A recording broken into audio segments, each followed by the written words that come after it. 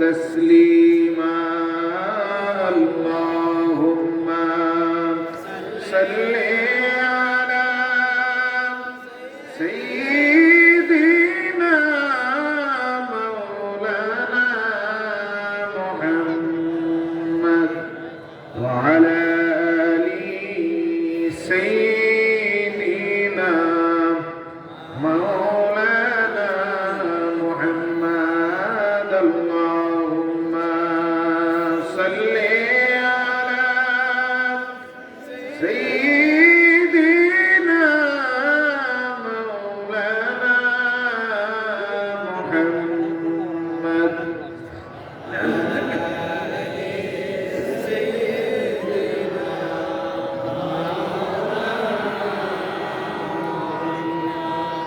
Medina Medina मोमिनों की गुनगुना है दीदारे मदीना आशिकों की तमन्ना है अल्लाहुम्मा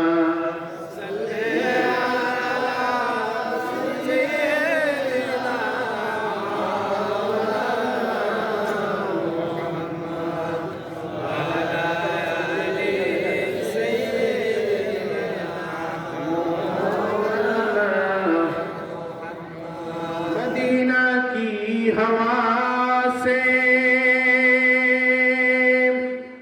जन्नती बू आई है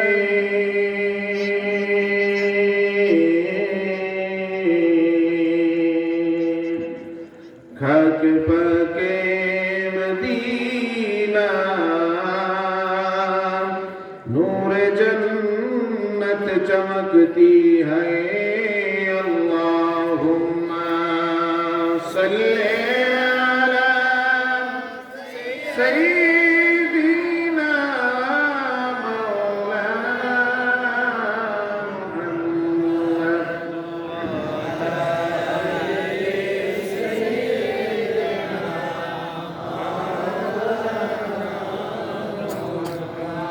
আল্লাহ পাকের দরবারে শুকরিয়া বলি আলহামদুলিল্লাহ। আওয়াজ দিয়ে বলেন আলহামদুলিল্লাহ। সমস্বরে আরো আওয়াজ দিয়ে তৃতীয়বার বলি আলহামদুলিল্লাহ। ইমানদার প্রথমবার আলহামদুলিল্লাহ বললে ওই আলহামদুলিল্লাহ দিয়ে আল্লাহ তার নিয়ামতের শুকরিয়া আদায় করা, দ্বিতীয়বার বললে আল্লাহ খুশি হয়ে তার নামে আসমান থেকে নিয়ামত নাজিল করে, তৃতীয়বার বললে আরো খুশি হয়ে এক আলহামদুলিল্লাহ দিয়ে ওই দিনের গুনাহ মাফ করে দেয়। এবার জোরে বলবেন আলহামদুলিল্লাহ। আমার ভাইয়ের আমি আগে বলছি, একটা হাদিস বলছি, তারপরও আপনাদের মানসিকতা পরিবর্তন হয় নাই। নবীজি বলছেন ওয়াজের জায়গাতে, নসিহার জায়গাতে খালি রাখলে খালি জায়গায় শয়তান বসে। নবীজি বলছেন খালি না রেখে বসার জন্য, যাতে খালি রাখলে শয়তান বসবে, ওয়াসওয়াসা দিবে, আমলটাকে সওয়াব শূন্য করে দিবে। এজন্য আমার ভাইরা পিছে যারা বসে আছেন, সামনে ফাঁকা রেখে বসছেন, ফাঁকা জায়গাগুলোতে শয়তান বসার জন্য আপনারা সুযোগ করে দিচ্ছেন। সামনে আসেন, একটুও যাতে ফাঁকা না থাকে। রাসূল নিষেধ করছেন, এজন্য আমরা বসবো না, শেষ। এটি তো ওয়াজ থেকে আমাদের শিক্ষা নেওয়া উচিত। এখানে আসলাম আমার নিজের জীবনের পরিবর্তনের জন্য। যখন যে হাদিস শুনবো তখন সেই হাদিসের উপর আমলের মানসিকতা তৈরি করবো। বলেন ইনশাআল্লাহ।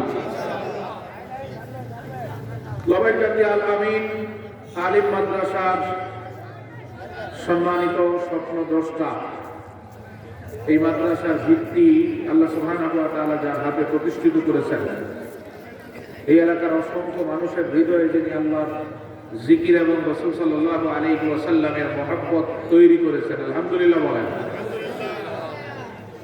পীর কামেল আলহাজ হযরত মাওলানা আবুল কাশেম রিজভী আল কাদেরী রাহমাতুল্লাহি আলাইহি রাদিয়াল্লাহু আনহু, ওনার স্মরণে এবং ওনার সাহেবজাদা পীর কামেল আলহাজ হযরত মাওলানা আতাউল মুস্তাফা রিজভী আল কাদেরী হুজুরের শুভাগমন উপলক্ষে ঐতিহাসিক ৪৮তম বার্ষিক ওয়াজ, দোয়া এবং মিলাদ শরীফের মিলাদ মাহফিলের সম্মানিত সদর মজলিস বিশেষ করে দোয়াবির হযরত মাওলানা আতাউল মুস্তার রিজভী আতাউল মুস্তাফা রিজভী আল কাদেরী আমার আগে আলোচনা করেছেন মুন্সিগঞ্জ মালিক পাথর কেন্দ্রীয় জামে মসজিদের সম্মানিত খতিব হযরত মাওলানা মুফতি মাহমুদুল হাসান সালেহী সাহেব সহ বিভিন্ন পর্যায়ে বিভিন্ন অতিথিবৃন্দ এবং আমরা যারা এসেছি শুধুমাত্র আল্লাহর সন্তুষ্টির জন্য। কার জন্য? সবাই জোরে বলতে হবে, কার জন্য? আল্লাহ আমাদের হাজিরাকে কবুল করে আমাদের গুনাহ মাফ করে আজকের মাহফিলের ওসিলায় আল্লাহ আমাদেরকে অসংখ্য নিয়ামত এবং বরকতের ওসিলা করুক, বলেন আমিন। হাজিরিন, আমরা চারটা নিয়ামত আল্লাহর কাছে ভিক্ষা চাই। আল্লাহর হাবিব সাল্লাল্লাহু আলাইহি ওয়াসাল্লাম বলেছেন ইলমের মজলিসকে কেন্দ্র করে আল্লাহ সুবহানাহু ওয়া তাআলা এই রকম চারটা নিয়ামত দান করেন। কয়টা নিয়ামত? চারটা নিয়ামত আল্লাহর কাছে চাই, আল্লাহ দান করবেন। যারা একনিষ্ঠ মনে শুধুমাত্র আল্লাহর সন্তুষ্টির জন্য এখানে বসে আছেন, শুধুই আল্লাহকে চান, জাগতিক সকল কাজকে ছেড়ে দিয়েছেন শুধু আল্লাহর সন্তুষ্টির জন্য। আরাম আয়েশ চিত্ত বিনোদন নেওয়ার সুযোগ ছিল, এখন সব ছেড়ে দিয়েছি শুধু কার জন্য? এই সময়টুকু আল্লাহর জন্য ছেড়ে দিলাম। আল্লাহ সুবহানাহু ওয়া তাআলা এমন বান্দাদেরকে অসংখ্য নিয়ামত দিবেন, তার মধ্যে আমরা চারটা চাই, বলেন আল্লাহুম্মা আমিন। মাসবাহ জাওয়াজ হাদিসে রাসূল সাল্লাল্লাহু আলাইহি ওয়াসাল্লাম বলেছেন কোন ঈমানদার যদি 1 ঘন্টা সময় আল্লাহর কোরআন এবং রাসূলের সুন্নাহর জন্য ব্যয় করে, খুশি হয়ে আল্লাহ তার আমলনামায় একটা কবুল হজের সওয়াব দান করে দেন। সুবহানাল্লাহ, আওয়াজ বড় বড় সুবহানাল্লাহ। কবুল হজের সুযোগ, কবুল হজের সওয়াব পাওয়ার সুযোগ আছে না নাই? দিবেন যদি অন্তরটা পরিপূর্ণ থাকে আল্লাহর দিকে, অন্য কোনো আকর্ষণ নয়, কোনো কিছুর জন্য নয়। এই জায়গাতে বসে আছি যাতে আমার আল্লাহ আমার উপর রাজি ও খুশি হয়, বলেন আমিন। 2 নাম্বার, বুখারী হাদিসে রাসূল সাল্লাল্লাহু আলাইহি ওয়াসাল্লাম বলেন হুমুল কওমু লা ইয়াশকা জালিসুহুম, শুধুমাত্র আল্লাহর মহব্বতে বান্দা যখন সব ছেড়ে দিয়ে কোনো একটা জায়গায় একত্রিত হয়, এদের আগমনের কারণে আল্লাহ সুবহানাহু ওয়া তাআলা আসমানের ফেরেশতার সাথে ওয়াদা করেন এই মুহূর্তে যারাই সব ফেলে দিয়ে শুধু আমাকে রাজি করার জন্য একত্রিত হলো, আমি আল্লাহ তাদের কাউকে খালি হাতে বিদায় দেব না। সুবহানাল্লাহ। কি দিবেন? বুখারী হাদিসে নবীজি বলছেন আপনার অন্তরটার ব্যাপারে আল্লাহ জানে কি জানে না? এই মুহূর্তে আসলে আপনার অন্তর কি চাচ্ছে? অন্তর যদি পরিপূর্ণ পরিশুদ্ধ থাকে, যতটুকু পরিশুদ্ধ হবে ওই পরিমাণ গুনাহ আল্লাহ মাফ করে দিবেন। মুসলিমের হাদিসে রাসূল সাল্লাল্লাহু আলাইহি ওয়াসাল্লাম বলেন ইলমের মজলিসে আসলে সবচেয়ে বড় উপকার হচ্ছে আল্লাহ যদি তার উপর রাজি খুশি হয়ে যায়, এই উসিলায় আল্লাহ তার মাথার উপর থেকে কিছু মুসিবত দূর করে দেন। আমাদের মাথার উপর মুসিবত আছে না নাই? অতএব এইরকম মজলিসে যে যত বেশি আন্তরিকতার সাথে বসবো, আদবের সাথে বসবো, আদব বজায় রাখবো, আল্লাহর কোরআনকে সবচেয়ে বেশি শ্রবণ করা এবং কোরআনের শিক্ষা নেওয়ার জন্য যত বেশি সময় দিব, তত বেশি আল্লাহ আমাদের মাথার উপরের মুসিবত দূর করে দেবে। 3 নাম্বার, আবু দাউদের বর্ণনায় নবী সাল্লাল্লাহু আলাইহি ওয়াসাল্লাম বলেছেন কোরআনুল কারীমের একটা আয়াত অর্থ ব্যাখ্যা বিশ্লেষণ হুকুম আহকাম মাসলা মাসাইল শিখার জন্য কোনো বান্দা যদি কিছুক্ষণ সময় ব্যয় করে, আল্লাহ খুশি হয়ে তার আমলনামায় 1000 রাকাত তাহাজ্জুদ নামাজের সওয়াব দান করে দেন। সুবহানাল্লাহ। কত হাজার রাকাত? 1000। এখানে অধিকাংশ মানুষ আমাদের 2024 সনের 1 বছরের তাহাজ্জুদ হিসাব করলো 1000 রাকাত হবে না, ঠিক না? কারো 5 বছরের তাহাজ্জুদ মিলালো 1000 রাকাত হবে না, কারো সারা জীবনের তাহাজ্জুদ একত্রিত করলো 1000 রাকাত হবে। অথচ আজকের এই একটা অথবা ইলমের মজলিসের যে কোনো একটা রাত শুধু আল্লাহর সন্তুষ্টি এবং কোরআন সুন্নাহর আলোচনা হৃদয়ঙ্গম করার জন্য যদি কোনো বান্দা সময় দেয়, সাথে সাথে আল্লাহ 1000 রাকাত তাহাজ্জুদের সওয়াব দিয়ে দেন। সুবহানাল্লাহ। এই যে পিছনের ভাইরা এতবার করে হাদিস বললাম, এরপর আপনাদের যদি ভালো না লাগে এখান থেকে একটু সরে যান। পিছনে যারা দাঁড়িয়ে আছেন সরে যান। যদি বসতে ভালো লাগে বসেন, না হয় এখান থেকে সরে যান। আমি বারবার হাদিস বললাম, এরপর আপনাদের পরিবর্তন হয় না। কি অন্তর নিয়ে আমরা বসবাস করছি? রাসূলুল্লাহ বলছেন এই কাজ এভাবে করো না, এটা শোনার পরও আমার পরিবর্তন হয় নাই। এটা খুবই দুঃখজনক। বোঝো না। আল্লাহ আমাদেরকে কবুল করুক, বলে না আমিন। তাহলে 3 নাম্বার, এই ময়দান থেকে আজকে আমরা 1000 রাকাত তাহাজ্জুদ নামাজের সওয়াব পেতে পারি, ঠিক না ভাই? ঠিক। 4 নাম্বার, ইবনে মাজার বর্ণনায় নবীজি বলেন ইন্নার রাজুলা লা তুরফাউ দারাজাতুহু ফিল জান্নাতি ফায়াকুলু আন্না হাযা ইয়া আল্লাহ। ফায়ুকালু বিইস্তিগফারি ওয়ালাদিকা লাক। নবীজি ইবনে মাজার বর্ণনায় বলেন, এই মুহূর্তে আমাদের মা বাবার কবরের আযাবকে রব্বুল আলামিন মুহূর্তের মধ্যেই বন্ধ করে দিলেন। খুশি হয়ে যায়? আমাদের তো বুঝা যায় না। সুবহানাল্লাহ। মা বাবার আযাব বন্ধ হয়ে গেছে, আমরা খুশি না বেজার? শুধু বন্ধই করেন নাই, লা তুরফাউ দারাজাতুহুম ফিল জান্নাহ। ইবনে মাজার সেই হাদিস সাক্ষী, এই মুহূর্তে আমাদের মা বাবার কবরের আযাব বন্ধ করে দিয়ে রব্বুল আলামিন মর্যাদা বাড়াতে বাড়াতে জান্নাতের কাছে নিয়ে যান। আমাদের মা বাবা আল্লাহর দরবারে জানতে চান, আন্না হাযা, রব্বুল আলামিন কোন কারণে আযাব বন্ধ করে দিলেন, শান্তি দিলেন, আবার মর্যাদা বাড়ালেন। আল্লাহু আকবার। এই মুহূর্তে আমাদের মা বাবাকে আল্লাহ রাব্বুল আলামিন ফেরেশতার মাধ্যমে জবাব দেন, ইস্তিগফারি ওয়ালাদিকা লাক। এই মুহূর্তে তোমার দুনিয়ায় রেখে আসা কোন ছেলে অথবা মেয়ে তোমার গুনাহ মাফের জন্য কোন নেকের মজলিসে বসে আছে বিদায়, যতক্ষণ বসে থাকবে আমি আল্লাহ ততক্ষণ তোমার কবরে আযাব দিব না। দেখছেন কত নিয়ামত পেতে পারি আমরা বসে থাকার কারণে। আমাদের মা বাবার কবরে আযাব বন্ধ রাখবেন। আমরা বসে আছি, গুনাহ মাফ করবেন, মুসিবত দূর করবেন, 1000 রাকাত তাহাজ্জুদের সওয়াব দিবেন। এরপর আবার মাথার উপর থেকে মুসিবত দূর করে একটা কবুল হজের সওয়াব নেওয়ার সুযোগ রেখে দিয়েছেন। আলহামদুলিল্লাহ বলুন। এরপরও যারা এদিক সেদিক ঘোরাফেরা করছে, দোকানপাটের সামনে আছে, এখনো কিছু মানুষ টিভি স্ক্রিনের সামনে বসে আছে, ঠিক না ভাই? নাটক দেখে, বিনোদন দেয়। আল্লাহ যে আমাদেরকে ওই সমস্ত হতভাগাদের কাতার থেকে বাছাই করে এখানে এসে কিছু নিয়ামত দেওয়ার জন্য কবুল করছেন। জোরে বলেন আলহামদুলিল্লাহ। এটা একান্ত আল্লাহর ইচ্ছা, আল্লাহ আপনাকে আমাকে কিছু নিয়ামত দিবেন বিদায় বাছাই করেছেন। আলহামদুলিল্লাহ বলেন। ওয়া তাশাউন ইল্লা আইয়াশা আল্লাহ। তুমি চাইলেই তো ভালো কাজ করতে পারবে না, তোমাকে ভালো কাজের জন্য কবুল করতে হবে কে? আল্লাহ। এই জায়গাতে আপনি আসছেন, এটা তাকাব্বুরি না। আপনিও তো বসে থাকতে পারতেন, অবহেলায় কাটাতে পারতেন, শুয়ে থাকতে পারতেন। এই যে আল্লাহ আপনাকে কিছু দিবেন বিদায় নিয়ে আসছেন, এই জন্যই আমরা সবসময় শুকরিয়া গুজার হতে হবে, ঠিক কিনা? আলহামদুলিল্লাহ। হাজিরিন, আমরা সূরা আরাফের 157 নম্বর আয়াতের চতুর্থ অংশ, এই আয়াতটা অনেক বড়। এত বড় আয়াতের তাফসীর বলাও সম্ভব নয়, এটা শোনা এবং হৃদয়ঙ্গম করাও সম্ভব। এই আয়াতের 4 নম্বর অংশটা আমরা আজকে বোঝার চেষ্টা করবো। আল্লাহ আমাদের কবুল করুক, বলেন আমিন। এই আয়াতে আল্লাহ সুবহানাহু ওয়া তাআলা রাসূলুল্লাহ 4টা পরিচয় দিয়েছেন। কয়টা? কয়টা পরিচয়? 4 নম্বর পরিচয়টা নিয়ে আমরা শুধু কথা বলবো। আল্লাহ বলেন, ওয়ায়াদাউ আনহুম ইসরাহুম ওয়াল আগলাল আল্লাতী কানাত আলাইহিম। উম্মতকে এবং বান্দাদেরকে উদ্দেশ্য করে আল্লাহ বলেন, দেখো, চিনো নবী কেমন, রাসূল তোমাদের জন্য এত বড় রহমত, তিনি তোমাদের মাথার উপরে কোনো কষ্ট অবশিষ্ট রাখেন না। আমাদের মাথার উপর থেকে সব কষ্ট যিনি দূর করে দিয়েছেন তিনি মুহাম্মদুর রাসূলুল্লাহ। এটা রাসূলুল্লাহর সবচেয়ে বড় পরিচয়। উম্মতকে তিনি এত ভালোবাসেন, কোন কষ্টে উম্মতকে তিনি ছেড়ে রেখে যান। কি দুনিয়ার কষ্ট, কি বারজাকের কষ্ট, কি হাসরের কষ্ট, সব দূর করে দিয়েছেন। সুবহানাল্লাহ। কিভাবে আল্লাহর হাবিব সাল্লাল্লাহু আলাইহি সাল্লাম আমাদের মাথার উপর থেকে কষ্ট দূর করলেন? সর্বপ্রথম আল্লাহর দরবারে আল্লাহর হাবিব সাল্লাল্লাহু আলাইহি ওয়াসাল্লাম চাইলেন, রব্বুল আলামিন আমার উম্মতের হায়াত কম, আসবে শেষ জামানায় হায়াত কম। কথা বুঝেননি ভাই? হায়াত কম আসবে শেষ জামানায়।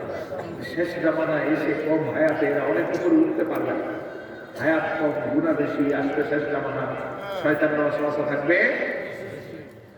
আল্লাহ, আমি তো চাই আমার উম্মত সবার উপরে থাকবে, এই জন্য আমি আপনার কাছে ভিক্ষা চাই, আমার উম্মতকে উপর উঠানোর জন্য, কষ্ট দূর করার জন্য প্রথম যেই নিয়ামতটা দিবেন তা হচ্ছে আমার উম্মত আমল করবে কম, আপনি সওয়াব দিবেন বেশি। আরে সুবহানাল্লাহর আওয়াজ। কি পরিবর্তন করাচ্ছেন রাসূলুল্লাহ দেখেন। আল্লাহর কাছে বললেন, আল্লাহ আমার উম্মতকে আমি সহজে উপরে উঠাতে চাই, এজন্য ওরা আমল করবে কম, সওয়াব দিবেন বেশি।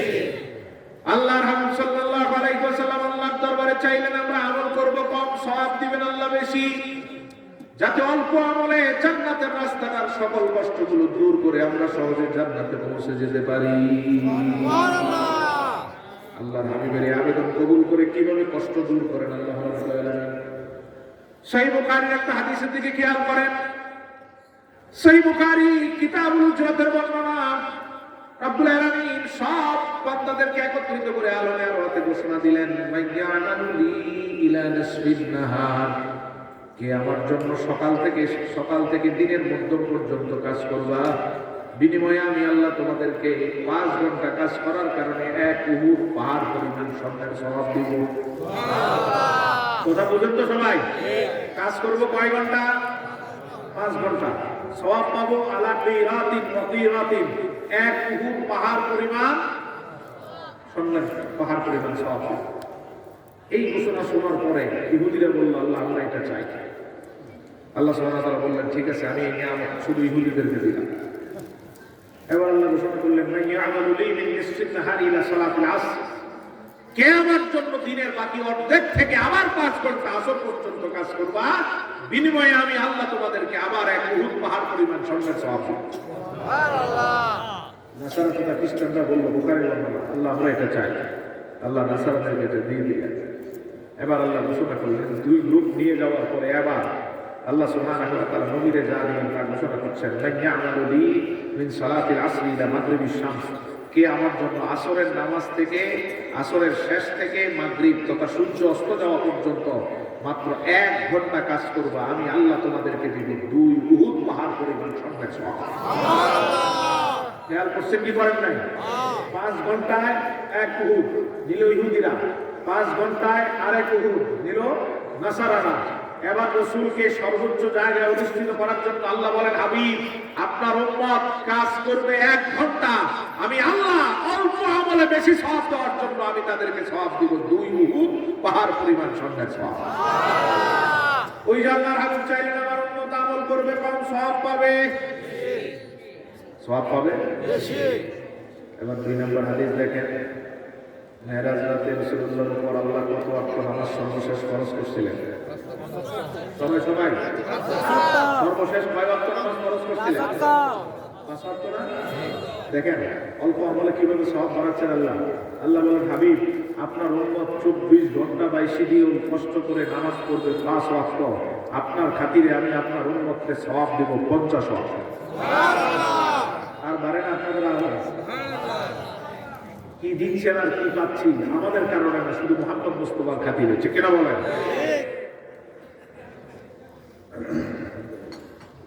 3 নাম্বার, আর অল্প আমলে আরো বেশি সওয়াব দেওয়ার জন্য একদিন আল্লাহর হাবিব আল্লাহর দরবারে বললেন, রব্বুল আলামিন আমার উম্মতকে পাঠাইলেন শেষ জামানায়, আমার উম্মতকে পাঠাইলেন শেষ জামানায়, যেই জামানাতে গুনাহ বেশি সওয়াব কম। গুনাহ বেশি সওয়াব কম। যোগের বয়স যত বাড়ছে গুনার সংখ্যা তত বাড়ছে না কমছে? এটা তো ক্লিয়ার। আজ থেকে 20 বছর আগেও যেই গুনাহটা যত কঠিন ছিল এখন এটা এত কঠিন কথা বলেন।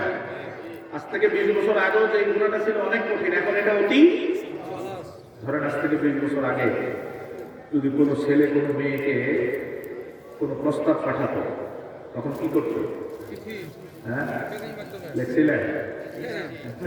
কি লিখতো? চিঠি লিখতো, চিন্তা করতো, ভাষা মিলাতো, তারপর বার্তা বাহকের মাধ্যমে এটা পাঠাতো। ঠিক কিনা? সময় লাগতো কি লাগতো না? 1 দিন 2 দিন 3 দিন। একটা অপরাধ করবে, এই অপরাধ করতে তার 3 দিন সময় চলে যাবে। এখন যদি কোনো একটা ছেলে কোনো মেয়েকে কোনো কিছু পাঠাতে চায় তাহলে 1 সেকেন্ড কাতার নিচে শুধু মোবাইলে মেসেঞ্জারে লিখলে, ঠিক না ব্যাটি? একই গুনাহ আজ থেকে 10-20 বছর আগে যেটা ছিল 3 দিনের ব্যাপার, সেটা এখন 1 মিনিটের ব্যাপার। অতএব যুগ যত বাড়ছে, বয়স যত বাড়ছে, গুনাহ তত সহজ হচ্ছে এবং বেশি হচ্ছে। রাসূলের আগের মতো নবী, তার আগে যত নবী, যত পিছনে যাবেন তত গুনাহ কম, সওয়াব বেশি। যত নিচের দিকে আসবেন তত সওয়াব কম, গুনাহ বেশি। তা আমার উম্মতরা আপনি এমন সময় পাঠালেন যেই সময় গুনাহই বেশি, সওয়াব কম। আবার আপনি আমার উম্মতের হায়াত দিলেন একেবারে কম, অন্য জাতির থেকে একেবারে কম আমার উম্মতের হায়াত। ইবনে মাজাহ বর্ণনায় নবীজি বলেন, আমার উম্মতি মিন 60 ইলা 70, আমার উম্মতের গড় আয়ু হবে 60 থেকে 70 বছর। কত থেকে কত? 60 থেকে 70। আগে 600, 700, 1200, 1000 বছর। ঠিক না ভাই? তার উপর আবার তাদের আমল অনেক বেশি ছিল। নবীজি উস্তাদ আহমদের বর্ণনায় বলেন, বনি ইসরাইলে এমন অনেক অনেক অনেক আবাদ ছিল যারা টানা 300 বছর ধরে আল্লাহর এমন ইবাদত করেছে, ওই 300 বছরে একটা গুনাহ করে না। সুবহানাল্লাহ বললেন। খেয়াল করছেন বিষয়টা? 300 বছরে কোনো গুনাহ নাই। আর আমি আর আপনি মেয়াদ 3 ঘন্টা গুনাহ ছাড়া থাকতে পারি, ঠিক না? ঘন্টায় কয়েকটা গুনাহ করি, ঠিক না ভাই? ঠিক। একদিন, 2 দিন, 3 দিন, 3 মাস, 3 বছর না, 300 বছর একটা গুনাহ। চিন্তা করে দেখেন, এই মানুষটার সওয়াব আর সওয়াব, এই সওয়াবের পাহাড় নিয়ে যখন আল্লাহর কাছে যাবে, 300 বছর কোনো গুনাহ নাই, শুধু সওয়াব আর সওয়াব। আর আমি আর আপনি, আমরা 70 বছরে আমাদের গুনার অভাব, কথা বল না, গুনার অভাব নাই। 300 বছর গুনাহ নাই, মানুষটা আল্লাহর কাছে গেল। 70 বছর গুনার অভাব নাই, আমরা আল্লাহর কাছে গেলাম। এই দুইজনের মধ্যে কার দাম বেশি বলেন তো? দাম বেশি। বুঝেন নাই? 300 বছরের কোনো গুনাহ নাই, 70 বছরের গুনার অভাব নাই, দাম বেশি কার? 300 বছর না? সবাই বলেন, বুঝে বলেন। 300 বছর কোনো গুনাহ নাই, 70 বছরের গুনার অভাব নাই, দাম বেশি কার? কিন্তু না, শুধুমাত্র একটা পরিচয়, আমরা রাসূলুল্লাহর উম্মত। কিয়ামতের ময়দানের এই চিত্রটাকে তিনি কিভাবে পরিবর্তন করে দেন দেখেন। আল্লাহর দরবারে আল্লাহর হাবিব বললেন, রব্বুল আলামিন, আমার উম্মতের সওয়াবের বাড়ি কম, নিতান্তই কম। এই সওয়াব দিয়ে আমার উম্মত কোন উম্মতের সাথে প্রতিযোগিতা করতে পারবে না, কল্পনা করতে পারবে না। সব উম্মত অনেক সওয়াব নিয়ে আপনার দরবারে হাজির হবে, আমার উম্মত অল্প আমল নিয়ে আসবে। কিন্তু আমি তো দেখতে চাই কিয়ামতের ময়দানে আমার উম্মত যেন সব উম্মতের মাথার উপরে উঠে যায়। সওয়াব দিয়ে আমার উম্মত পারবে না, অল্প সওয়াব, হায়াত কম, গুনাহ বেশি, সওয়াব কম। কিন্তু আমি দেখতে চাই আমার উম্মত যেন সব নবীর উম্মতের মাথার উপরে থাকে। আল্লাহ রাব্বুল আলামিন আমাদেরকে সবার উপরে ওঠানোর জন্য আর রাসূলুল্লাহর সান্ত্বনা দেওয়ার জন্য আয়াত নাযিল করলেন। সূরাতুল কদরের আয়াত, লাইলাতুল কদরি খায়রুম মিন আলফি শাহর। হাবিব আমার, চিন্তার কোনো কারণ নাই কিভাবে আপনার উম্মতের উপরে উঠাই দেখেন।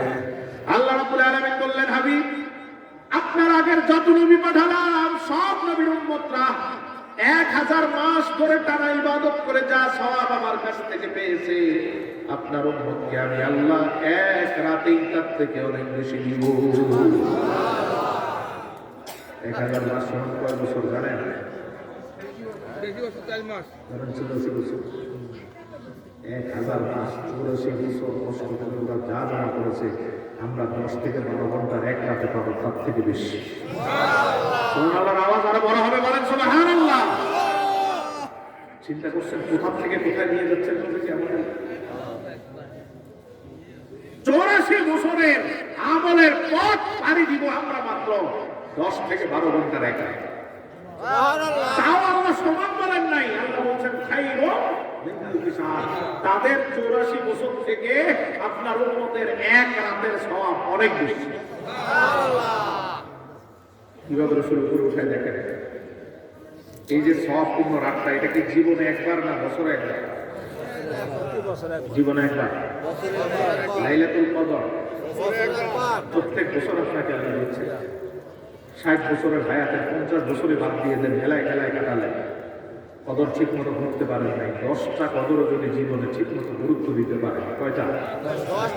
10টা কদরের কারণে কিয়ামতের মাঠে আপনার আমল নামায় লেখা থাকবে 840 বছরের চেয়েও বেশি সওয়াব। কে আমার আপনার উপর উঠবে? রাসূলুল্লাহ এক আবেদনে সবার নিচ থেকে সবার উপরে রাসূলের উম্মতকে উঠায়। আবু দাউদের বর্ণনা, কত উপরে উঠাবেন দেখেন। এই যে অল্প আমলের সওয়াব বেশি পাওয়ার ব্যবস্থা করে দিলেন কষ্ট দূর করার জন্য। আল্লাহর হাবিব সাল্লাল্লাহু আলাইহি ওয়াসাল্লাম বলেন, আমার একদল উম্মতকে আল্লাহ এত উপরে রাখবেন যাদেরকে দেখে নবীরা পর্যন্ত ঈর্ষা শুরু করবে। নবীরা আল্লাহর কাছে বলবেন, রব্বুল আলামিন, এরা তো নবী না, তাহলে এত উপরে কেন? আল্লাহ বলবেন, হ্যাঁ সত্য, এরা নবী না, তবে তাদের একটাই মাত্র পরিচয়, এরা রাসূল মুহাম্মদ সাল্লাল্লাহু আলাইহি ওয়াসাল্লামের উম্মত। এরা নবী না, নবীর উম্মত। সুবহানাল্লাহ। এত উপরে আল্লাহ আমাদেরকে উঠাবেন শুধু রাসূলুল্লাহর কারণে। কারণ আল্লাহর হাবিব আল্লাহর কাছে চাইলেন, আমার উম্মত আমল করবে কম সময়, আপনি সওয়াব দিবেন অধিক অধিক অধিক। এক রাত সমান 84 বছর, 5 ওয়াক্ত সমান 50 ওয়াক্ত, 1 ঘন্টা সমান 2 উহুদ পরিমাণ স্বর্ণের সওয়াব। আল্লাহু আকবার। প্রথম কষ্ট দূর করে দিলেন, অল্প আমলে অনেক উপরে উঠতে পারবো। এমন করে করে সব কষ্ট নবীজি দূর করেন। আবার 2 নাম্বার এমন কিছু আমল আল্লাহর দরবার থেকে নবীজি নিয়ে আসলেন, যে আমলের কারণে অটোমেটিক আমাদের কষ্টগুলো দূর হয়ে সহজে জান্নাতে চলে যেতে পারি। এই মূল্যবান আমল নবীরা আল্লাহর কাছে চেয়েছিলেন, কিন্তু আল্লাহ তাদেরকে দেন নাই। দিবেন তো শুধু রাসূলুল্লাহ। সুবহানাল্লাহ। মুসা আলাইহিস সালাম আল্লাহর কাছে চাইলেন, ইয়া রাব্বি আজিদু ফিল আনওয়াহি উম্মাতান ওয়া হুম ইউসাল্লুনা 5 সালাওয়াত। রব্বুল আলামিন, তাওরাতে আমি দেখলাম আপনি এমন উম্মত দুনিয়াতে পাঠাবেন যারা নামাজ পড়বে মাত্র 5 ওয়াক্ত।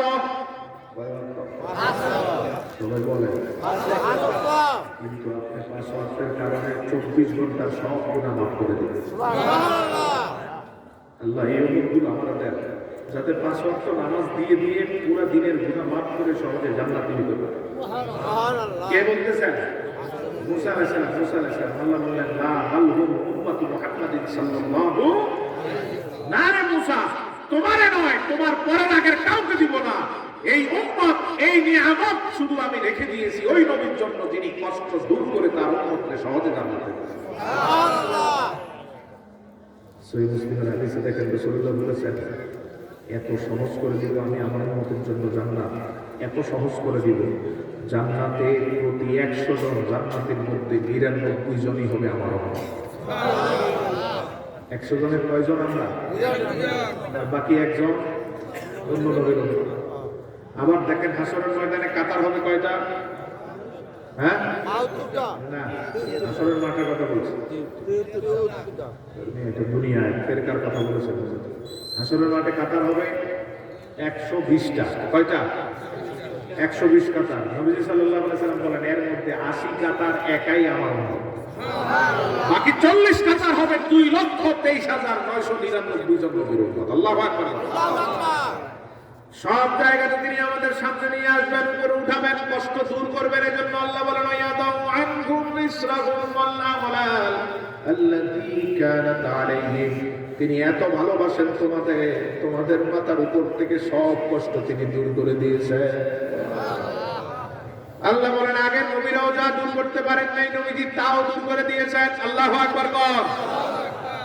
এটা আমাদের রাসূলের অন্যতম পরিচয়, আমাদেরকে এত ভালোবাসেন, কষ্ট রাখেন নাই, কষ্ট দূর করার জন্য নিয়ে আসলেন 5 ওয়াক্ত নামাজের মতো ইবাদত। বুখারীর বর্ণনায় নবীজি বলেন, আমার উম্মত যদি ফজরের নামাজটা জামাতে পড়ে, আবার যোহরের নামাজটা জামাতে পড়ে, এই 2 নামাজের কারণে মাসকানের সব গুনাহ মাফ। সুবহানাল্লাহ। বুঝলেন? জি। 5 ওয়াক্ত যদি নামাজ ঠিকমতো করে, 5 ওয়াক্তের কারণে 24 ঘন্টার গুনাহ মাফ। সুবহানাল্লাহ। সহিহ বুখারী কিতাবুস সালাত, নবীজি বলেন, আল জুমআতু ইলাল জুমআ ইউকাফিরু মা বাইনাহুন্না। এক জুমার থেকে আরেক জুমা 7 দিন মাঝখানে নামাজগুলো যদি ঠিক থাকে, বুখারীর বর্ণনায় নবী বলেন, নামাজের কারণে 7 দিনের গুনাহ মাফ। সুবহানাল্লাহ। আরে সুবহানাল্লাহ, আস্তে করে ভাই। সুবহানাল্লাহ। এবার বুখারীর আরেকটা প্রশান্ত নিয়ামতের কথা শুনেন, বুখারী কিতাবুস সিয়াম। আল্লাহর হাবিব বলেন, রমাদান ইলা রমাদান ইউকাফিরু মা বাইনাহুন্না। এক রমজান থেকে আরেক রমজান মাঝখানে 1 বছর নামাজ যদি ঠিক থাকে, নামাজের কারণে 1 বছরের গুনাহ মাফ। সুবহানাল্লাহ। কেন মাফ? এটা দিলেন আল্লাহ অনেক ইবাদত শুধু রাসূলকে। মুসা চাইলেন, আল্লাহ আমারে দেন। আল্লাহ বললেন, না, উম্মতের মাথার উপরের কষ্ট দূর করে এই ইবাদত দিয়ে সহজে উম্মতকে জান্নাতে নিবেন মুহাম্মদুর রাসূলুল্লাহ। সুবহানাল্লাহ। নামাজ গুনাহ মাফ করে কি করে না? সবাই কর। ছোট করে না বড় করে? হ্যাঁ, ছোটটা না বড়টা? সব সব ছোট, সব মাফ করে দেয়, ধুয়ে মুছে সাফ করে দেয়। যদি নামাজটা ইতমিনানে কলব, হুজুরি কলব, প্রশান্তির সাথে, হালাল রিজিকের সাথে, মা বাবার মনে কষ্ট না দিয়ে যেই নামাজ পড়া হয়, ওই নামাজ বান্দার গোটা জিন্দেগীর গুনাহ মাফ করে। সুবহানাল্লাহ। অলিক কাহিনী নয়, সহিহ মুসলিমের বর্ণনা, এক সাহাবী হঠাৎ একদিন মসজিদে নববীতে এসে রাসূলুল্লাহর সামনে দাঁড়িয়ে কান্না শুরু করলেন। হাউ হাউ করে কান্না করছেন, ইয়া রাসূলুল্লাহ, পথ চলতে গিয়ে হঠাৎ এক বড় গুনাহ করেছি, অন্যায় করে ফেলছি, এই মুহূর্তে যদি মারা যাই তাহলে কবরে তো আযাবের কোনো সীমা থাকবে। এজন্য আমি চাই মরার আগেই আপনি আমার যা শাস্তি দেওয়ার দিয়ে দেন, যাতে আমার কবরটা আযাব মুক্ত এবং শাস্তি মুক্ত নিরাপদ হয়। এটা ছিল সাহাবায়ে কেরামের বিশেষ বৈশিষ্ট্য। কোন অপরাধ করে অপরাধ লুকিয়ে রাখতেন না। নূর নবীজির কদমে এসে বলতেন, ইয়া রাসূলুল্লাহ, এই অপরাধ তো করে ফেলেছি, আমি করেছি, স্বীকৃতি দিতেন। এবার আপনি আমারে যা ইচ্ছা শাস্তি দুনিয়াতে দেন, যাতে এই আযাবকে, এই কষ্টটা এবং এই গুনাহটারে কেন্দ্র করে কবরে আল্লাহ আমারে কোনো শাস্তি না দেয়। সুবহানাল্লাহ। আর আমাদের অভ্যাস কি? উল্টা। সাহাবীরা চাইতেন যা দেওয়ার দুনিয়াতে নেই, শাস্তি, কবরটা নিরাপদ থাকুক। আর আমাদের চিন্তা ভাবনা হচ্ছে কোন রকম দুনিয়াতে বেঁচে গেলেই হল, কবরে যা হয় হোক। আমাদের চিন্তা এরকম না, দুনিয়া বেঁচে যেতে পারলেই হল, কবরে যা হয় হোক। সাহাব বলেন না, আমাদের চিন্তা হচ্ছে দুনিয়াতে যা শাস্তি নেওয়ার নিব, কবরটা যাতে জাহান্নামের আযাব থেকে আল্লাহ দূর করে রাখে। বুদ্ধিমান ওনারা না আমরা সাহাবায়ে কেরামকে ধরার জন্য কাউরে পাঠাতে হতো না। আসামি নিজে দাঁড়িয়ে বলতেন, আমি এই অপরাধ করেছি, আপনি আমারে শাস্তি দেন। আর আজকে আসামি ধরার জন্য পুলিশ, র্যাব, বিজিবি, এটা সেটা, শেষ পর্যন্ত সেনাবাহিনী, তারপর আসামি স্থলকুল খুঁজে পায় না। কোন বাহিনী নাই। অপরাধ করে সাহাবী নিজেই কবরের আযাবের চিন্তা রাসূলের সামনে জানাতেন, ইয়া রাসূলুল্লাহ, কবরের এই ধারাবাহিক আযাব তো সহ্য হবে না, দুনিয়ায় যা দেন আপনি এটা দিয়ে দেন, আমি নিতে প্রস্তুত। সুবহানাল্লাহ, সুবহানাল্লাহ। এজন্যই সাহাবীরা আমাদের থেকে ভিন্ন। আল্লাহ বলেছেন, রাদিয়াল্লাহু আনহু ওয়া রাদু আন। তারা তাদের সচ্চা হৃদয়ে সবকিছু প্রকাশ করে আমাকে এমন সন্তুষ্ট করেছে, আমি আল্লাহ তাদের সবার উপর রাজি ও খুশি হয়ে গেলাম। কে বলছেন? এই জন্য আল্লাহর এই আয়াতের জন্য কোন সাহাবীর কোন সমালোচনা কেউ করতে পারে না। সাহাবীদের সমালোচনাকে আল্লাহ হারাম করে দিয়েছেন রাসূলুল্লাহ। যেখানে আল্লাহ নিজেই সন্তুষ্ট, সেখানে আমাদের সমালোচনার কিছু আছে বলেন? এত স্পষ্ট হওয়ার পরও বাংলাদেশের একটা কুখ্যাত দুই দল নামের আগে ইসলামী লাগায়, তারপর বক্তাগুলো সারাদিন ভর সাহাবীদের সমালোচনা আছে না নাই? নামের আগে ইসলামী, দাড়ি টুপি সব ঠিক, দিনভর পরে শুধু সাহাবীর সমালোচনা, আর কোনো টপিক পায় না। সে স্টেজে বসে সাহাবীর বিরুদ্ধে কথা বলা শুরু করে। নাউজুবিল্লাহ বলেন। অভিশপ্ত দল এবং দলের কর্মী থেকে আল্লাহ আমাদের হেফাজত করুক, বলেন আমিন। কি সাতসারি দয়ের সাহাবী আল্লাহরে কেমন ভাবে সন্তুষ্ট করলেন দেখেন। বুখারীর বর্ণনা, একজন মহিলা সাহাবী শয়তানের ওয়াসওয়াসায় পড়ে অপকর্ম করে ফেললেন, পেটে সন্তান চলে আসলো, অবৈধ পরকীয়ার সম্পর্ক করলেন। অপরাধবোধ মাথায় আসার পরে রাসূলুল্লাহর দরবারে এসে কান্না শুরু করলেন, ইয়া রাসূলুল্লাহ, নিজেরে ধরে রাখতে পারি নাই, অপরাধ করেছি, পেটে সন্তান চলে আসছে, অতএব আপনি আমারে এখন রজমের শাস্তি দেন, মৃত্যুদণ্ডের হুকুম দেন। সুবহানাল্লাহ, সুবহানাল্লাহ। আসামি দাঁড়িয়ে বলছেন, আপনি আমারে মৃত্যুদণ্ড দেন। নবীজি বললেন, মনে হয় তুমি এই কাজ করো নাই। নবীজি টেস্ট করলেন, জানতে চাইলেন আসলে সত্য কিনা। ওই মহিলা সাহাবিয়া বললেন, ইয়া রাসূলুল্লাহ, কোনো সন্দেহ নাই, এই অপকর্ম আমি করেছি, আর পেটে আমার সন্তান চলে আসছে। রাসূল বলেন, ওই সন্তানের তো কোনো অপরাধ নাই, যতদিন সন্তানটা ভূমিষ্ঠ না হয় ততদিন আমি তোমারে কোনো শাস্তি দিতে পারি না। মহিলা চলে গেলেন, মনটা খুব খারাপ, একটাই মাত্র ভয়, আর মাঝে যদি আজরাইল চলে আসে তাহলে আমার খবরটা তো নিরাপদ করতে পারলাম না। বরং তার চেয়ে ভালো হতো আজরাইল আসার আগেই যদি দুনিয়ায় নবীর থেকে শাস্তি নিতাম, তাহলে অন্তত কবরের জায়গাটা জান্নাতের বাগান হয়ে যেত। কেন? কারণ নবীজি বলছেন, আল্লাহ আমার সাথে ওয়াদা করছেন, আপনার উম্মতে আমি আল্লাহ এক অপরাধে দুইবার শাস্তি দিব না। যে অপরাধের শাস্তি দুনিয়ায় হদ হিসেবে পেয়ে যায়, ওই অপরাধকে নিয়ে কবর, হাসর, ফুলসেরাত মিজানে আল্লাহ কোনো প্রশ্ন করবেন না। অতএব দুনিয়ায় নিয়ে নেওয়া ভালো নাকি কবরের জন্য রেখে দেওয়া ভালো? দুনিয়ার তো একটা শেষ আছে, শাস্তি দিতে দিতে হয়তো মারা যাবে, শেষ। কিন্তু কবরে একবার জীবন আবার মরণ, একবার জীবন আবার মরণ, কতবার জীবন আসবে আর মরণ হবে এর কোনো হিসাব নাই। দুনিয়ায় তো একটা সীমা আছে, কবর, হাসর, ফুলসেরাতে কোনো সীমা নাই। সাহাবায়ে কেরামের জন্য বলতেন, ইয়া রাসূলুল্লাহ, যা দেওয়ার দুনিয়ায় দিয়ে দেন, আমি আমার শরীর দিয়ে মেনে নেই। আর জান্নাতের জান্নাতে আর আমার কবরের জায়গাটারে জান্নাতের টুকরা করি, কবরের আযাব মুক্ত রাখি, কবরে যাতে নিরাপদ থাকতে পারি। আল্লাহু আকবার। আল্লাহু আকবার। মহিলা সাহাবী এসে বললেন, ইয়া রাসূলুল্লাহ, অপরাধটা করেছি। নবীজি বললেন, যাও, সন্তান ভূমিষ্ঠ হওয়া পর্যন্ত তোমার কোনো শাস্তি নাই। কেমন আল্লাহর ভয় মহিলার দেখেন, যেই দিন সন্তানটা ভূমিষ্ঠ হলো ওই দিন সন্তানটারে নেকড়ায় পেঁচিয়ে কুড়িয়ে কুড়িয়ে নবীজির দরবারে আসলেন। আরো দুইজনের কাঁধে ভর দিয়ে আল্লাহর হাবিবের দরবারে আসলেন।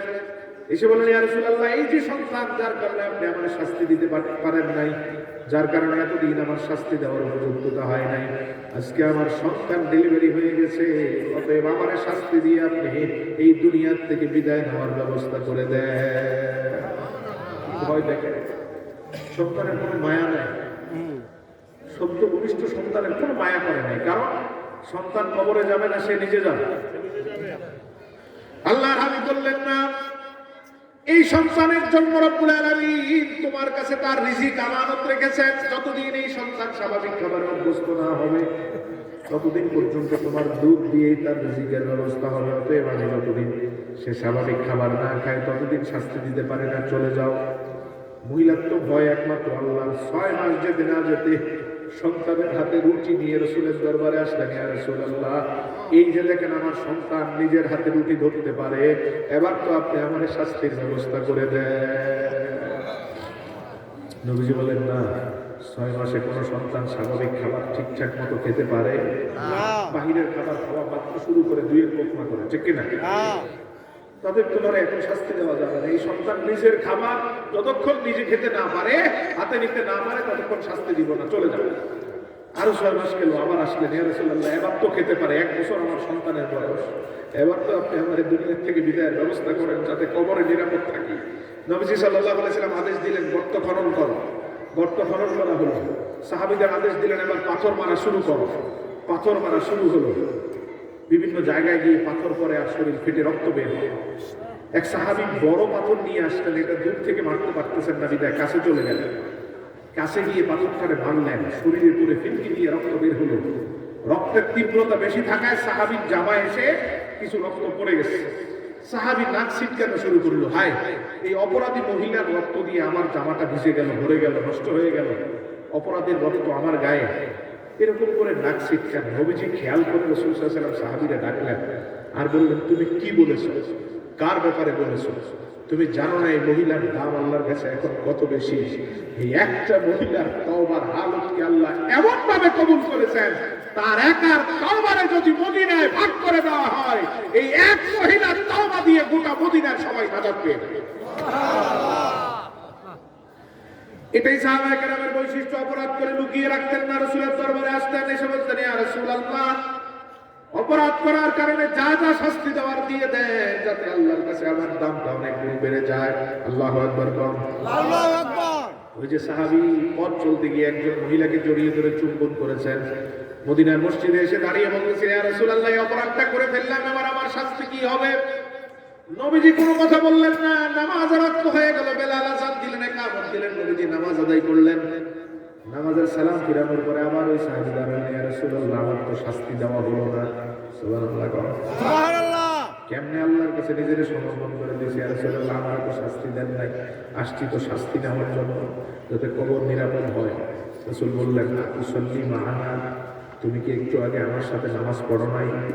সাহাবী বললেন, ইয়া রাসূলুল্লাহ, হ্যাঁ, আপনার সাথেই তো নামাজ পড়ছি, আপনার ইমামতিতেই নামাজ পড়ছি।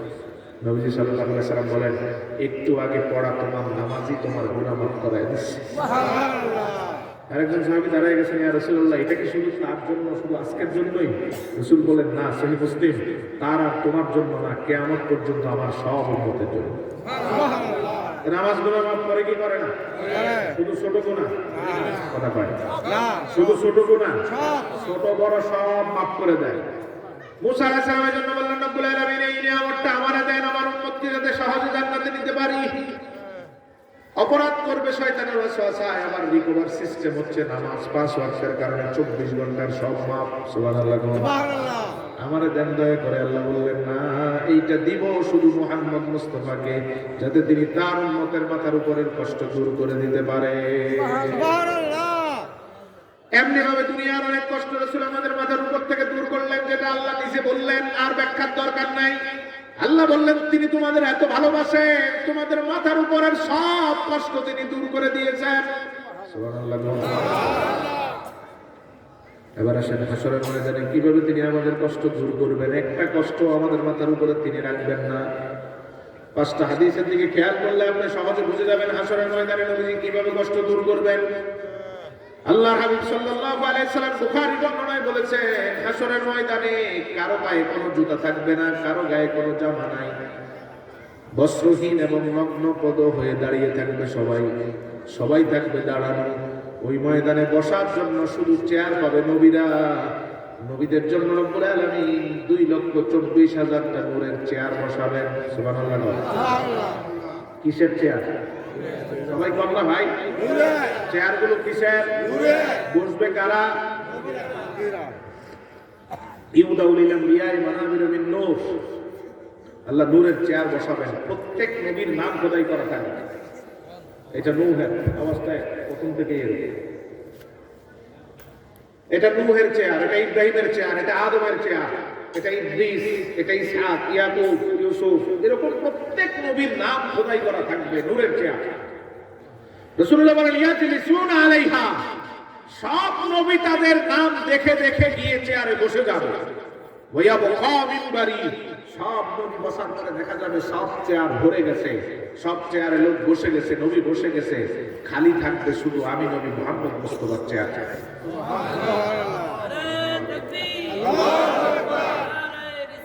ইয়া রাসূলুল্লাহ, ঘরে ঘরে আলো, ঘরে ঘরে আলো। আল্লাহু আকবার। আল্লাহর হাবিব সাল্লাল্লাহু আলাইহি সাল্লাম বলেন, সব চেয়ারে নবীরা বসে যাবে, খালি থাকবে শুধু আমি নবীর চেয়ার। রব্বুল আলামিন আমাদের উদ্দেশ্য করে বলবেন, হাবিব, সব নবীর মাথার উপরে বড় চেয়ারটা আপনার জন্য বরাদ্দ করা হলো আজকে। আপনার চেয়ার থাকবে সব নবীর মাথার উপরে। আল্লাহু আকবার। আল্লাহু আকবার। মুসলিমের হাদিসে নবীজি বলেছেন, আমার অনেকগুলো নাম, আনা আহমদ, আনা ওয়া আনা মুহাম্মদ ওয়া আনা আল-হাশির ইউশারুন নাসু তাহতা কাদামাই ওয়া আনা আল-মাহি ওয়া আনা আল-আকিব। এক হাদিসে 5টা নাম নবীজি বলছেন। প্রথম বলছেন, আমার নাম আমার আল্লাহ লিখেছেন আহমদ। কেন আমার নাম আহমদ রাখলেন? কারণ আমি আল্লাহর এমন প্রশংসা করেছি, আমি আল্লাহর একা এমন প্রশংসা করেছি। আল্লাহ আমায় বললেন, হাবিব, আপনি আমার এত প্রশংসা করেছেন, এই জগতের কেউ যদি আমার আর কোনো প্রশংসা না করে, আমার আর কোনো কষ্ট আর দুঃখ নাই। সুবহানাল্লাহ। আপনি একাই সবার হক আদায় করে দিয়েছেন। আল্লাহু আকবার। এত প্রশংসা করার কারণে আল্লাহ আমার নাম দিলেন আহমদ। আপনি হচ্ছেন এই পৃথিবীতে আমার অধিক প্রশংসাকারী। আহমদ অর্থ কি? অধিক প্রশংসাকারী। এত প্রশংসা সবাই মিলেও করতে পারবে? আপনি একা আমার যা করেছেন। আল্লাহু আকবার বলেন। আল্লাহু আকবার। যেহেতু আপনি আমার প্রশংসা বেশি করেছেন, এজন্য আমি আপনার জগতে সবার অন্তরে প্রশংসিত করে রাখবো।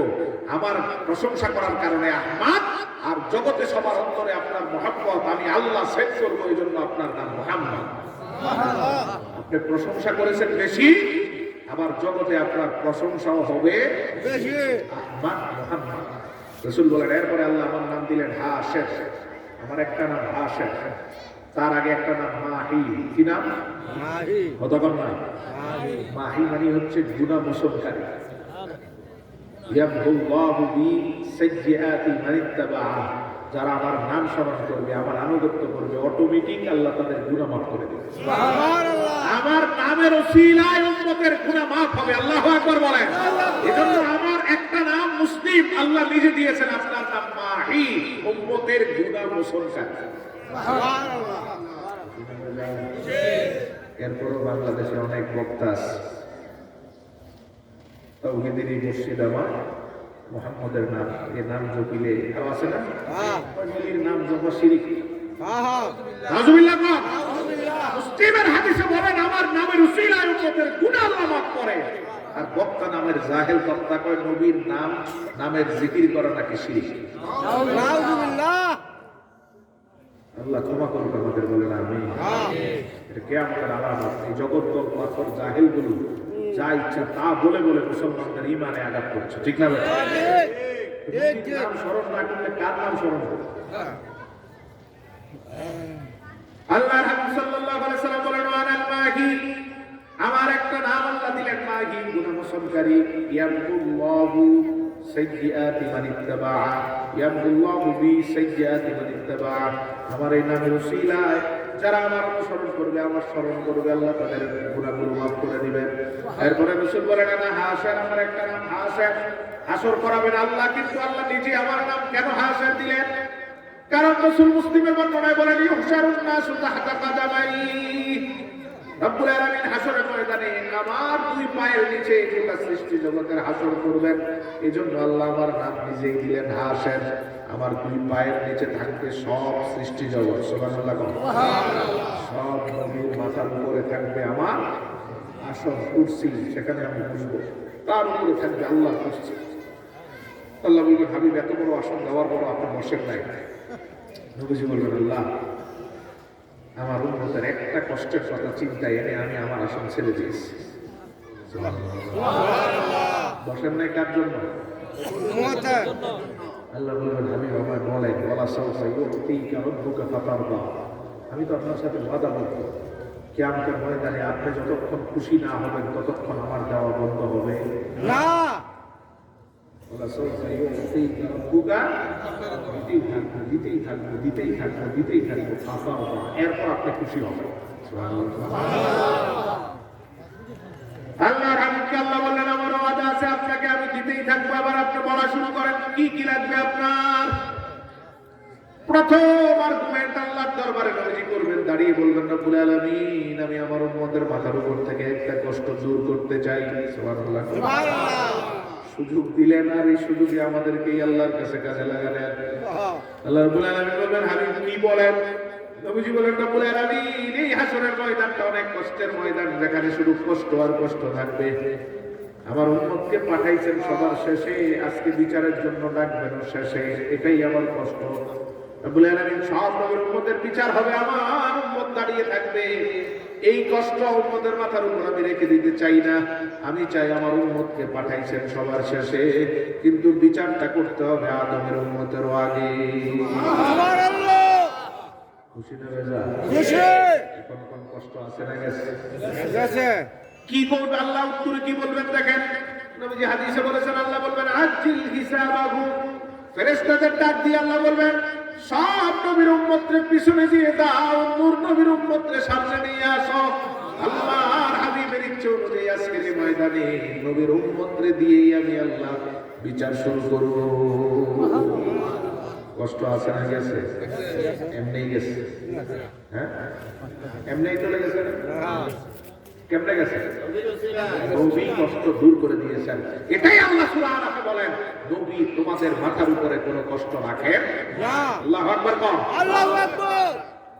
এক নাম্বার কষ্ট গেল, সব কষ্ট দূর হয় নাই। নবীজি বলেন এই কষ্ট দূর করার পরে আমি আরেকটা বড় কষ্ট দূর করার জন্য এই জায়গা থেকে দৌড় দিয়ে চলে যাব হাউজে কাউসারে। কোথায় যাবেন? সবাই কর। এটা কি? হাউস। হাউস তো ছিলেন হাউস। হাউস মানে কি? হাউস মানে কি? বাংলা হাউস যা আরবি হাউস একই অর্থ। বিদেশি শব্দটা বাংলা ভাষায় আসছে। এরকম অনেক বিদেশি শব্দ আছে না? আদালত, এটা বাংলাদেশি শব্দ, এটা আরবি শব্দ। ইংরেজিও আসছে, চেয়ার, কোর্ট, এরকম অনেক শব্দ বিদেশি ভাষার হুবহু বাংলা ভাষা। বাংলা ভাষাটা মিশ্রণ ভাষা, আরবিও আছে, উর্দুও আছে, ফার্সিও আছে, ইংরেজিও আছে, ঠিক না ভাই? আরবি ভাষার থেকে আসছে হাউস। হাউস থেকে হাউস। হাউস বলতে আমরা কি বুঝি? চার পার বিশিষ্ট কূপ, ঠিক না ভাই? এটাই আল্লাহ রাসূলকে দিবেন হাসরের ময়দানে। চারটা পার থাকবে নবীজির হাউসে। রাসূল বলেন এত বড় হবে আমার হাউস, এর একটা প্রান্ত থাকবে ইয়েমেনের সীমান্তে, আরেকটা প্রান্ত থাকবে সিরিয়ার সীমান্তে। আল্লাহু আকবার। ইয়া রাসূলুল্লাহ। জিন্দাবাদ জিন্দাবাদ। বুঝেন দেখেন ইয়েমেনের সাথে রাষ্ট্রের নাম কি? মানচিত্রটা দেখেন না। ইয়েমেনের পাশের রাষ্ট্র কি? কথা বলেন কি? সৌদি আরব। হ্যাঁ, ইয়েমেনের পাশে সৌদি আরবের পাশে ইরাকের পাশে, এর পাশে পাকিস্তান, না, এইদিকে এক সিরিয়ালে যান, লেবানন, জর্ডান, ফিলিস্তিন, এই পাশে আসে পুরোটা সিরিয়া, তারপর তুরস্ক। রাসূলুল্লাহ সাল্লাল্লাহু আলাইহি ওয়াসাল্লাম বুঝাতে চাইলেন আমার হাউজে কাউসার হবে কয়েক দেশ মহাদেশ থেকে বড়। আরে সুবহানাল্লাহ, সুবহানাল্লাহ। কি দিচ্ছেন নবীজি আর আমরা ফিডব্যাক দিচ্ছি। আল্লাহু আকবার বলেন। আল্লাহু আকবার। সাহাবায়ে কেরাম খুশি হয়ে বললেন ইয়া রাসূলুল্লাহ এত বড় হাউজে পানি আসবে কোথা থেকে? বুখারীর বর্ণনায় নবীজি বলেন জান্নাতের দুইটা নালা, একটা সবুজ একটা সোনালী আর একটা রূপালী, এই দুইটা নালা দিয়ে জান্নাত থেকে অনবরত হাউজে পানি পড়বে। তাহলে হাউজের পানি হলো কিসের পানি? কথা কোন হাউজের পানি মূলত আবার কোন হাউজের পানি মূলত জান্নাতের পানি। সাহাবায়ে কেরাম বলেন ইয়া রাসূলুল্লাহ এই হাউজে তো বিশাল হাউজে কয়টা গ্লাস দিবেন আল্লাহ আপনারে? বুখারীর বর্ণনায় নবীজি বলেন আমার হাউজের গ্লাস থাকবে আসমানের তারার থেকেও বেশি। সুবহানাল্লাহ। সাহাবায়ে কেরাম বলেন ইয়া রাসূলুল্লাহ এই হাউজের মধ্যে কাদেরকে আপনি পানি দিবেন? সর্বশেষ কাকে দিবেন পানি? 40টারও বেশি হাদিস হাউজে কাউসারকে নিয়ে নবীজি বলেন যারা পরিমাণ ঈমান নিয়ে ও যারা আমার উম্মতটা আমার কাছে কষ্ট নিয়ে আসবে আমি নবী নিজের হাতে তার হাতে পানি তুলে দেব। সুবহানাল্লাহ। সাহাবায়ে কেরাম বলেন ইয়া রাসূলুল্লাহ এই পানিটা পান করলে আপনার উম্মতের কি হবে? বুখারীর বর্ণনায় নবীজি বলেন লা ইয়াজমাউ বা'দাহু আবাদা, এই পানিতে আল্লাহ এত বেশি রহমত রাখবেন পানির সামান্যটাও যদি তোমার গলার মধ্যে চলে যায় 50,000 বছরের কিয়ামতের ময়দানে তোমার আর পিপাসা নাই। সুবহানাল্লাহ।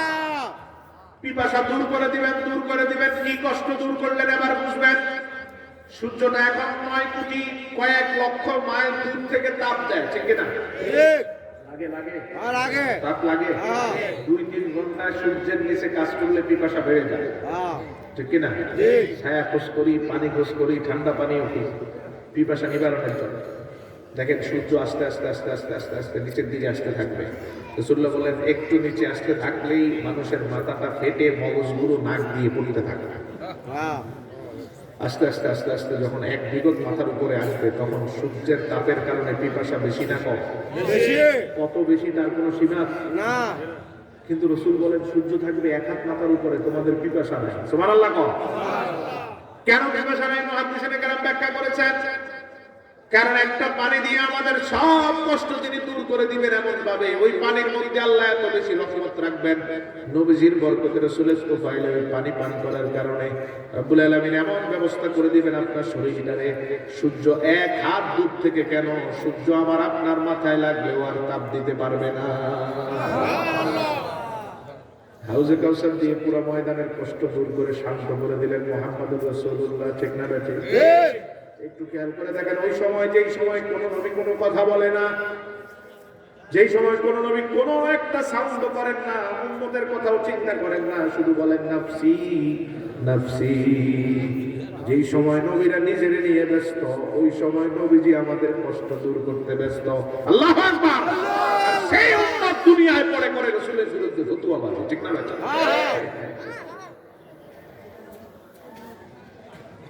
কোন মুখে ওরা ফতুয়া দেয়?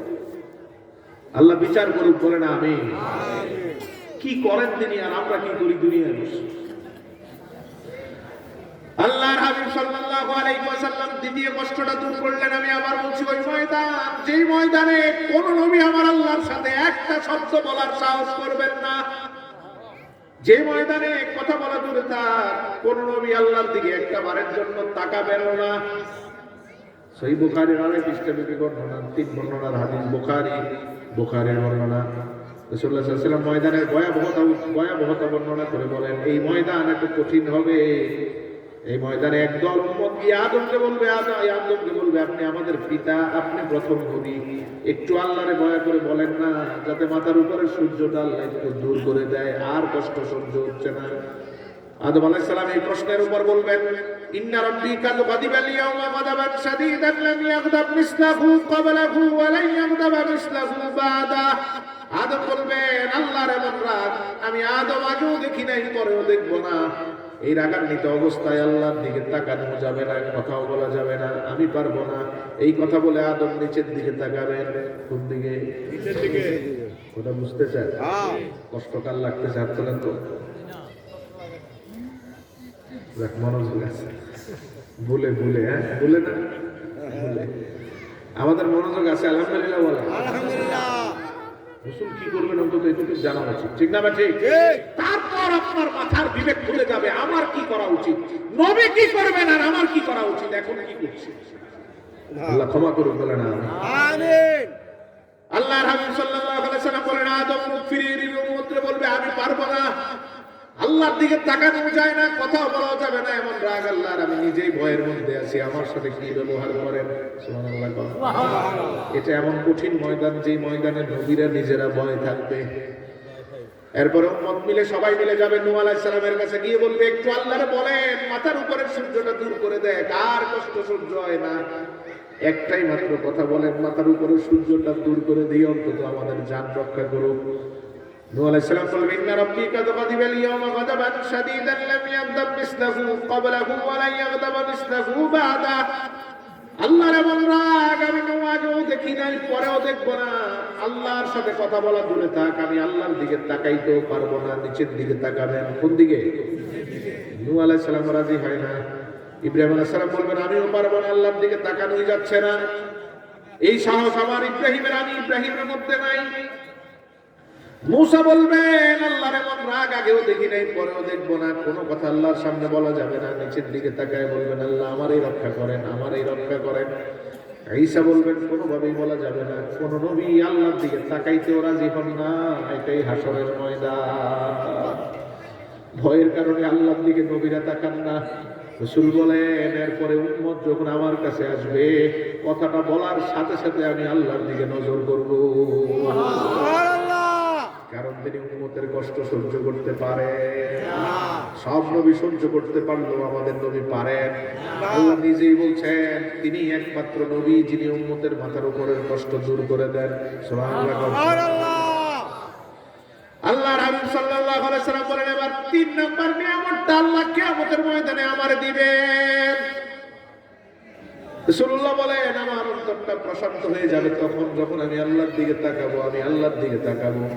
রাসূল মুস্তাদ আহমদের বর্ণনায় বলেন আমি আল্লাহর দিকে তাকায় দেখবো, আমি তো তাকিয়ে আছি আল্লাহর দিকে, আর আল্লাহ নিজে তাকিয়ে আছেন আমার দিকে। আমার অন্তরটা প্রশান্ত হয়ে যাবে, আমি তাকিয়ে আছি আল্লাহর দিকে, আর আল্লাহ নিজে তাকিয়ে আছেন আমার দিকে। আমার দিকে তাকিয়ে আছেন, আমি আল্লাহর দিকে তাকিয়ে আছি। আমি কোনো কথা বলবো না, আল্লাহর দিকে তাকায় থাকবো। সর্বপ্রথম আল্লাহই আমার সাথে কথা বলা শুরু করবেন। সুবহানাল্লাহ। কে প্রথম কথা বলবেন? নবীজি বলেন আমার সাথে আল্লাহ প্রথম কথা বলবেন। প্রথম কথাটা কি কথা দেখেন, মুসনাদ আহমদের হাদিসের শব্দ ইস্তাশারানি বি রাব্বি কাইফা আফআলু বিহিম। রাসূল বলেন কিয়ামতের ময়দানে আমার দিকে তাকিয়ে আল্লাহ আমার সাথে একটা বিষয়ে পরামর্শ করবেন। কি করবেন বুঝেন নাই? আচ্ছা কোন আগে আল্লাহর কি পরামর্শের দরকার হয়? হ্যাঁ, কুল হুয়াল্লাহু, এরপরে কি আল্লাহুস সামাদ। তিনি সব বিষয়ে সৃষ্টি জগৎ থেকে অপসাপেক্ষী। কোন বিষয়ে কারো সাথে আল্লাহর পরামর্শের দরকার হয় না। কোন পরামর্শ, কোন দিক থেকে কারো পরামর্শ, কারো কথা, কারো কাছে জিজ্ঞেস করা, এই সকল কিছু থেকে আল্লাহ ঊর্ধ্বে। অথচ রাসূল বলেন আল্লাহ আমার সাথে একটা বিষয়ে পরামর্শ করবেন। পরামর্শটা কি? রাসূল আজকে আপনার উম্মতের সাথে কেমন ব্যবহার করলে আপনি খুশি, আপনি বলে দেন। আল্লাহর হাবিব সাল্লাল্লাহু আলাইহি সাল্লাম বলেন আমারে যখন আল্লাহ এটা বলবে আমি তখন বলবো কামা শিতা ইয়া রাব। রব্বুল আলামিন আমার উম্মতের ব্যাপারে আমি এখন একটা কথাও বলবো না, বরং আমার উম্মতগুলোরে আমি আপনার রহমতের হাতে তুলে দিলাম।